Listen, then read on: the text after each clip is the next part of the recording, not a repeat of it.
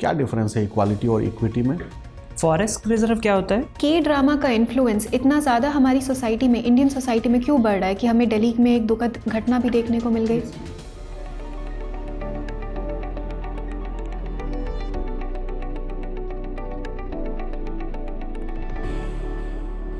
May I come in, sir? Come in, please. Good afternoon, sir. Good afternoon, sir. Good afternoon, ma'am. Please take your seat. Thank you, sir. So, introduce करिए अपने आप को. अच्छा, your medium of interview is English और Hindi? Sir, both. Both, mix of both. अच्छा, so introduce करिए बिना अपना नाम बताए. सर मैंने अपना ग्रेजुएशन इंग्लिश लिटरेचर से किया है और पोस्ट ग्रेजुएशन पॉलिटिकल साइंस से किया है और 2 सालों से DU के NC वेब सेंटर पे मैं पढ़ा रहा हूँ. कहाँ पर? DU के NC वेब सेंटर पे सर. NC वेब सेंटर क्या है? सर NC वेब सेंटर है sir non collegiate women education board. DU का एक बोर्ड है जिसपे जो रेगुलर एजुकेशन नहीं पा सकती महिलाएं उनके लिए सैटरडे और संडे को क्लासेस अरेंज करके रेगुलर डिग्री प्रदान करने की एक प्रक्रिया है. तो किस डिपार्टमेंट में आता है? एजुकेशन? जी, एजुकेशन डिपार्टमेंट. DU का अपना ही डिपार्टमेंट है सर. ठीक है. पॉलिटिकल साइंस आप पढ़ते हैं जी. इंक्लूजन क्यों इतना आवश्यक है?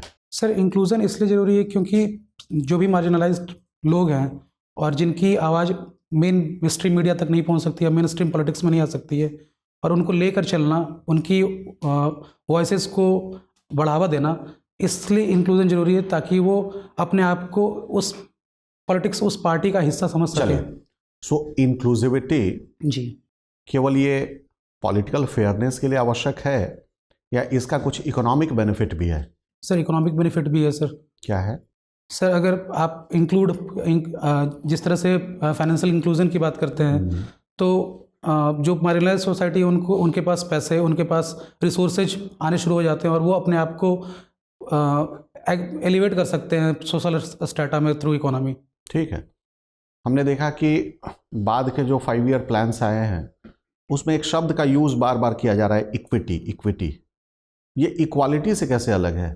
पहले हम इक्वालिटी की बात करते हैं. कॉन्स्टिट्यूशन में है ना इक्वालिटी की बात. कहाँ कहाँ दिखता है? सर फंडामेंटल राइट में इक्वालिटी की बात होती है. प्रीएम्बल में भी दिखता है? प्रीएम्बल में भी है सर. इक्वालिटी ऑफ स्टेटस है सर. लेकिन हमने देखा कि 5 ईयर प्लान के गोल्स में आप देखिएगा तो इक्विटी लिखा हुआ है. Yes sir. क्या डिफरेंस है इक्वालिटी और इक्विटी में? सर मैं रिकॉल नहीं कर. इक्वालिटी में इंक्लूजन को जोड़ देंगे तो इक्विटी बनेगा. और सस्टेनेबल डेवलपमेंट की भी खूब बातें होती है. Yes sir. तो डेवलपमेंट सस्टेनेबल क्यों होना चाहिए? सर क्योंकि अगर डेवलपमेंट सस्टेनेबल नहीं होगा तो लॉन्ग टर्म में सर वो बेनिफिशियल नहीं है. रिसोर्सेज का सस्टेनेबल यूज़ होना और जिस तरह से हम आगे की तरफ बढ़ रहे हैं, तो अगर सस्टेनेबल डेवलपमेंट नहीं होगा तो फिर आगे मतलब रिसोर्स क्रंच हो सकते हैं और फिर हम डेवलप नहीं हो पाएंगे. ठीक है. आपने ग्रेजुएशन किया है इंग्लिश लिटरेचर में. जी. कोई ऐसे ऑथर, स्कॉलर जो आपको याद आते हों जिन्होंने इंग्लिश में लिखा है और जो इंक्लूजन, इंक्लूसिविटी, सस्टेनेबिलिटी पर लिख रहे हों? सर इंक्लूजन पे सर चार्ल्स डिकेंस का काफ़ी ज़्यादा ध्यान रहा है.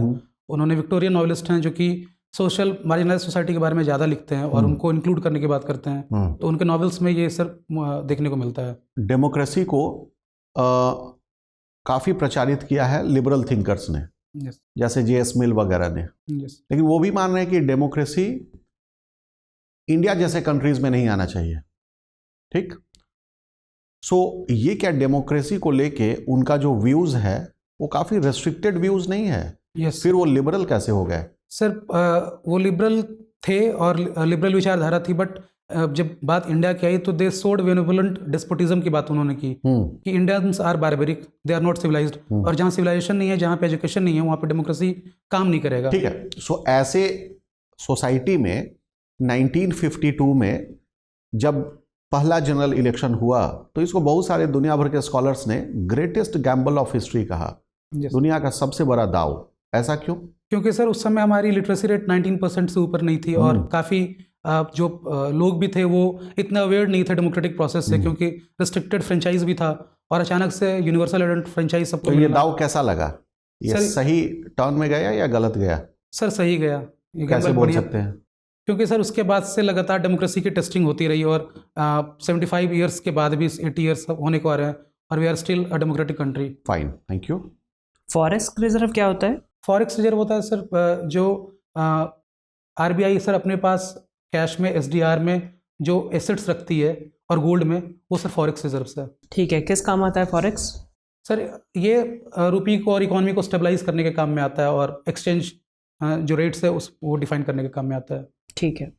हाल ही में भारत ने कुछ FTA साइन किए हैं, यस तो मुझे बताइए किन देशों के साथ FTA साइन किए गए हैं और उनसे भारत को क्या फ़ायदा हो सकता है? Sir, as far as I can recall sir 2 FTA मुझे याद आ रहे हैं। एक तो अभी रिसेंटली इंडिया ने UAE के साथ FTA साइन करा, और उसके पहले IFTA के साथ साइन हुआ है, जो 4 कंट्रीज़ के मेंबर कंट्रीज़ हैं उनके साथ साइन हुआ है। UAE एंड IFTA आपने एग्जाम्पल दिया। Yes sir. यूरोपियन यूनियन याद नहीं आ रहा आपको? यूरोपियन यूनियन बोला सर मैंने, EU and IFTA। EU, okay, right.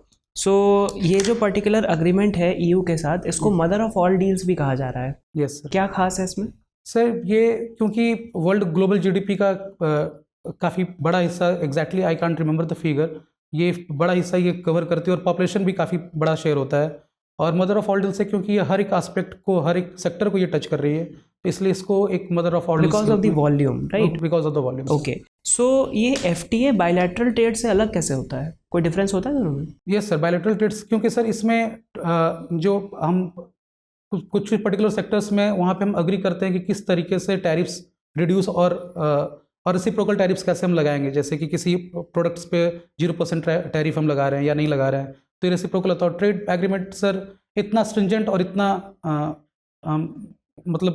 उसमें फ्लेक्सिबिलिटी उतनी बहुत ज़्यादा होती है, उतना स्ट्रिंजेंट नहीं होता है, और उस बाइंडिंग नहीं होता है किसी भी कंट्री पे। ठीक है। वर्तमान में अगर आप भारत की विदेश नीति को देखेंगे तो इंडिया मल्टीलैटरलिज्म को फेवर कर रहा है। Yes sir. क्या होता है ये? सर मल्टीलैटरलिज्म है कि आज के टाइम में जितने भी कंट्रीज़ हैं उन सबका अपना अपना खुद का स्ट्रैटेजिक ऑटोनॉमी है हर कंट्री की, और कोई एक कंट्री किसी पर्टिकुलर चीज़ों को डिसाइड नहीं कर सकती है, ना ही वर्ल्ड ऑर्डर को डिसाइड करती है। तो मल्टीलैटरलिज्म सारी कंट्रीज़ को लेकर एक बेटर वर्ल्ड बनाने की ओर की प्रक्रिया मल्टीलैटरलिज्म है। अच्छा, आपने अभी एक फ्रेज का यूज़ किया, स्ट्रैटेजिक ऑटोनॉमी। Yes sir. क्या होता है ये? सर ये हर कंट्री के पास स्ट्रैटेजिक ऑटोनॉमी का मतलब है कि आपके पास वो पूरे अधिकार है, स्वतंत्रता है, जिसके तहत आप अपनी खुद की नीति विदाउट एनी इन्फ्लुएंस और विदाउट एनी कोर्सन।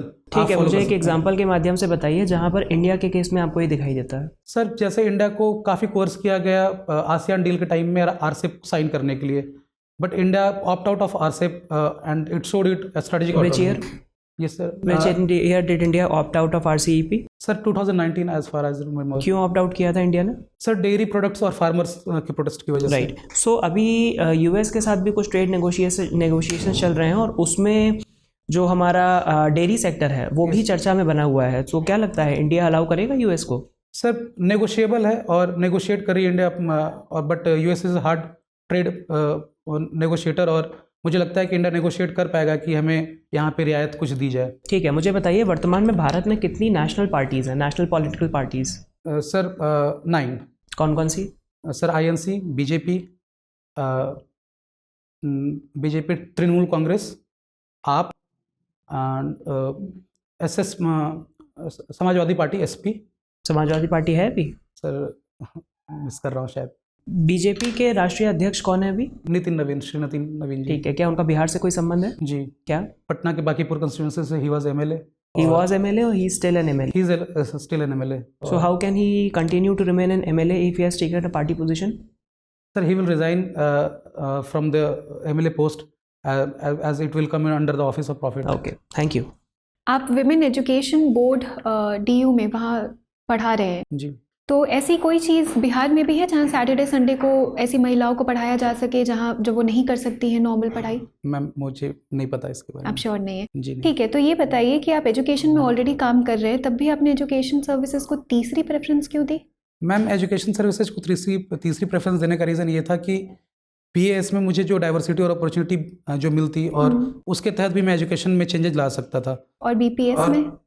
BES में मैम। और फिर BPS मैम एक particularly law and order maintenance के प्रति फोकस्ड है, तो उसका जो दायरा है काफ़ी लिमिटेड हो जाता है। चलिए ठीक है, कोई बात नहीं। हम अलग अलग तरीके के इंक्लूजन की भी बात कर रहे थे। Yes ma'am. इंक्लूसिविटी में AI का भी नाम आता है, इंक्लूसिव AI चाहता है इंडिया, तो इंक्लूसिव AI से क्या समझते हैं? ताकि क्योंकि जब AI इज जो है मैम वो टेक्स्ट जनरेटेड और वो प्रॉम्प्ट जनरेटेड है, जिस तरह का हम प्रॉम्प्ट देते हैं उस तरह से AI रिस्पॉन्स करता है। तो हम चाहते हैं कि जो भी हम उससे हमारी बातचीत हो या जो भी उससे उसका यूज़ हो, वो इस तरह से हो कि जो नीचे वर्ग के भी लोग हैं, जो मार्जिनलाइज सोसाइटी के भी लोग हों, वो भी AI यूज़ कर पाएँ, और जो उनका रिप्लाई भी AI का है वो उनको ध्यान में रखते हुए वो रिप्लाई उनके पास क्या आपको पहुंचे। लगता है एआई बायसनेस को भी प्रमोट कर सकता है? यस मैम, अभी रिसेंटली हमने हिटलर के केस में देखा था, व्हेन इट वाज आस्क्ड कि Hitler is a good man और not, and AI favoured fascism, तो लोगों को लगा कि आई कैन बी बायस्ड। तो फिर कैसे दूर कर सकते हैं इसे? मैम ये आप क्योंकि वो रिसोर्स ड्रिवन और डाटा ड्रिवन है, तो हम एक सही डाटा और सही रिसोर्स अगर उसको प्रोवाइड करते हैं ठीक तो है, इंडिया ने भी हाल फिलहाल में अपना एक सोवरेन एआई प्लेटफॉर्म लॉन्च किया है, सर्व एआई करके। सर्वम एआई। जी। जी ठीक है। अच्छा ये बताइए, के ड्रामा का इन्फ्लुएंस इतना ज़्यादा हमारी सोसाइटी में, इंडियन सोसाइटी में क्यों बढ़ रहा है कि हमें दिल्ली में एक दुखद घटना भी देखने को मिल गई? Yes ma'am. Ma'am Korean influence इसलिए बढ़ा है क्योंकि जिस तरह से जो वो पोर्ट्रे करते हैं कोरियन ड्रामा, खासकर क्या जहाँ पोर्ट्रे पे- करते हैं? खासकर जो उनकी जो ह्यूमिलिटी है, और खासकर जो उनका काफ़ी वो लव और जो वो हाँ, एंगल, खास करके महिलाओं में इनकी रुचि ज़्यादा ज़्यादा Yes, ma'am. अट्रैक्शन बढ़ रहा है, ऐसा क्यों हो रहा है? क्योंकि वो इस तरह का पोर्ट्रेयल उनके ड्रामाज में है कि जैसे वो आइडियल मेन का जो पोर्ट्रेयल है वो कोरियन ड्रामाज में हमें ज़्यादा देखने को मिलता है। इंडियन सोसाइटी में आइडियल मेल नहीं है? मैम वो पोर्ट्रेयल मूवीज़ और ड्रामा में कम है। कम है। जी। अच्छा ठीक है। आपने मर्कोसर का नाम सुना है? यस मैम, ये trade deal south Asian countries के साथ, south Asian countries, sorry ma'am, south American countries के साउथ साथ। अमेरिकन, हाँ जैसे, और वो किस तरीके की ट्रेड डील साइन की है इंडिया ने? क्या वो एफटीए है? नहीं, एफटीए नहीं है मैम, पीटीए है? बीटीए, बायलैटरल ट्रेड एग्रीमेंट है। पीटीए। अच्छा, प्रेफरेंशियल ट्रेड हाँ, एग्रीमेंट। क्या डिफरेंस है दोनों में? मैं रिकॉल नहीं कर पा रहा हूँ। अच्छा कोई बात नहीं। आप गज़ल सुनते हैं? जी मैम। अच्छा, कई बार ऐसा होता है कि गज़ल, सारे गज़ल तो गाए नहीं जाते, कुछ गज़ल गाए जाते हैं, कुछ गज़ल नहीं गाए जाते, तो ये जो गज़ल हम गाते हैं वो गीत से कैसे अलग होते हैं? मैम गीत का एक पर्टिकुलर रिदम और पैटर्न है और वो एक फ्लो है, बट गज़ल में ऐसा नहीं है। हर एक जो शेर है वो दूसरे से डिफर भी कर सकता है, और गज़ल में हमें उसका काफ़िया और रादिफ का हमेशा ध्यान रखना पड़ता है, जो कि गीत में ऐसा देखने को नहीं मिलता है। अच्छा, तो कुछ ऐसी महिला आर्टिस्ट भी हैं जो गज़ल के फील्ड में काफ़ी अच्छा कर रही हों? जी, अब रिसेंटली मैम जैसे आकांक्षा ग्रोवर हैं और प्रियंका बघेल हैं, तो ये कोक स्टूडियो का जो कल्चर, उसमें भी गज़ल इंक्लूडेड होती है? इंक्लूडेड है। Yes ma'am. अच्छा, तो कहीं आप इसको एडमिनिस्ट्रेशन में भी यूज़ कर सकते हैं? मान लीजिए आप आ गए एडमिनिस्ट्रेटिव सर्विसेज में, ये भी आपका एक स्किल सेट है। जी मैम, इसका स्किल सेट ये मैं अपने के लिए तो यूज़ कर सकता हूँ, तो ये मुझे काम कंपोज्ड और काफ़ी परसिवरेंस देता है, तो इससे मैं अपने के लिए तो यूज़ कर सकता हूँ, और एज सच इसका एडमिनिस्ट्रेशन में यूज़ ऐसा क्यों? कल्चरल डिप्लोमेसी भी एक चीज़ होती है। बट बीएस के तहत लार्जर स्केल पे नहीं, Okay, छोटे ma'am. स्केल पे अगर आपको कोई अवेयरनेस स्प्रेड करनी है, कुछ ओके यस मैम। कर सकते हैं। बिल्कुल। चलिए, आपके लास्ट मेरा रहेगा, कोई आपकी फेवरेट गज़ल है तो 2 लाइन सुना दीजिए। मैम मेहदी हसन साहब की गज़ल है और कंपोज्ड बाय अहमद फराज, उनकी लिखी गज़ल है कि रंजिश ही सही दिल ही दुखाने के लिए, आप ले फिर से मुझे छोड़कर जाने के लिए। धन्यवाद। गज़ल हुई या शायरी हुई है? सर गा नहीं सकता मैं गला अच्छा नहीं है सर। अच्छा ठीक है। प्लेटो ने फिलोसोफर किंग का कॉन्सेप्ट दिया है। Yes sir. मैक्स वेबर ने कैसे ब्यूरोक्रेट को आइडियल माना है? यस मैक्स वेबर का क्या है आइडियल ब्यूरोक्रेट? सर, वो कैरिस्मेटिक पर्सनालिटी वो डिफाइन करते हैं कि कैरिज्मा जो है वो 4 स्टेजेज ऑफ उन्होंने ब्यूरोक्रेसी दिखाया। उन्होंने माना लीगल रैशनल। लीगल रैशनल होना ठीक। चाहिए ब्यूरोक्रेसी। तो आपके हिसाब से परफेक्ट ब्यूरोक्रेट कौन सा है? Platonic conception of philosopher king या Weberian legal rational bureaucrat? Sir Weberian. क्यों? सर क्योंकि आप जब लीगल रैशनल आप अगर होते हैं तो आप बाय लॉ और बाय रैशन आप रैशनल चलते हैं, और आप एक तार्किक जगह पे पहुंच सकते हैं और डिसीजन मेकिंग में आप इफेक्टिव हो सकते हैं। लेकिन इससे तो रेड टेपिज्म भी बहुत आती है।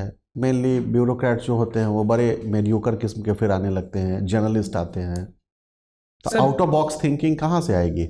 Sir out of box thinking इसी ब्यूरोक्रेसी से भी आती है, और रेड टेपिज्म है सर, मैं इससे सहमत हूँ कि रेड टेपिज्म है इसकी वजह से, बट वो जो प्लेटो का जो आइडिया है फिलोसोफर किंग का, वो काफ़ी ज़्यादा फास्टेस्ट आइडिया की तरफ हमें लेकर चला जाता है। जैसे कुछ एग्जांपल दीजिए। जैसे सर अब रिसेंट एग्जांपल में मैं सर अयतुल्ला खोमेनी को सर फिलोसोफर किंग माना गया, ईरान के जो अयतुल्ला खोमेनी उनको फिलोसोफर किंग माना गया, और वो फासिज्म की तरफ, वो टोटलिज्म की तरफ ज़्यादा बढ़ते हुए दिखाई देते हैं। तो जो फिलोसोफर किंग होते हैं उनमें ये देखने को मिला है, और and he was criticised also, Plato was criticised कि ही इज ओपन सोसाइटी के एनिमी है प्लेटो। और किसने किया कार्ल था? पॉपर ने कहा था सर उनको। अच्छा ठीक है, थैंक यू। जी, और interview is over, you may thank go you now. Sir, thank you sir. Thank you.